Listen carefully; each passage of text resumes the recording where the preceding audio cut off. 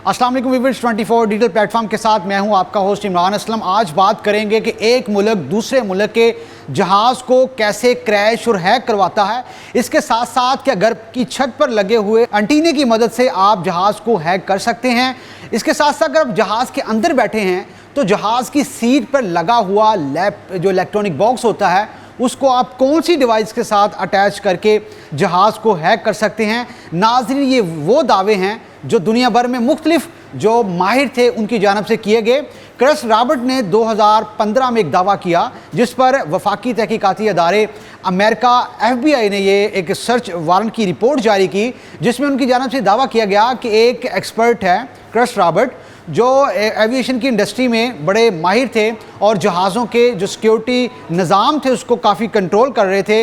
उन्होंने ये दावा किया कि उन्होंने जहाज़ के अंदर बैठकर जहाज़ की सीट के साथ जो इलेक्ट्रिक बॉक्स होता है वहाँ पर अपना लैपटॉप अटैच किया और जहाज़ को अपनी मर्ज़ी से 14 से 15 बार इधर उधर घुमाया।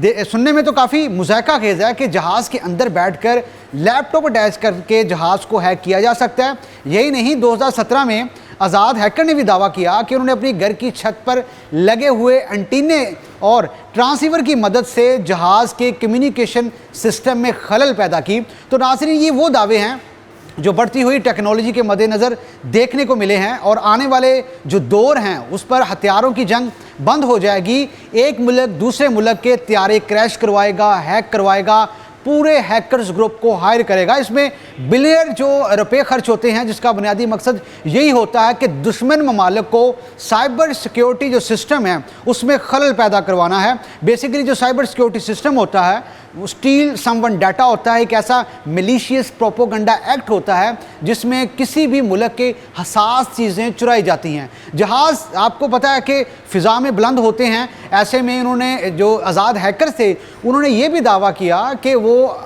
3 से 4 मरतबा जहाज़ को हैक करने की कोशिश में कामयाब रहे। इसके साथ साथ 2011 से 2012 के दौरान जनाब अमेरिका के US हेड ऑफ डिपार्टमेंट ने भी ये रिपोर्ट जारी की कि हमने 757 अपना बोइंग त्यारा था उसको भी हैक किया।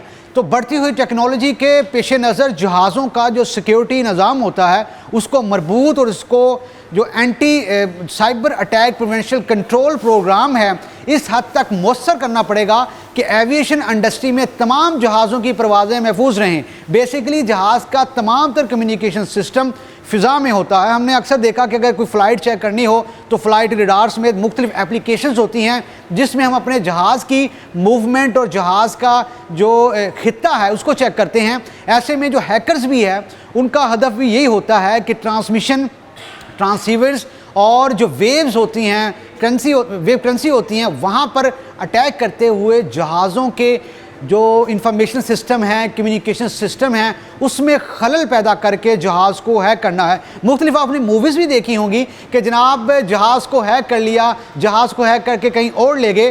तो जनाब इस सर्वे और इस तहकीक में काफ़ी हद तक सच्चाई है क्योंकि हैकर्स जो है वो जहाज़ को हैक कर सकते हैं और जो जहाज़ हैं वो हैकर के निशाने से दूर नहीं है। बहुत शुक्रिया।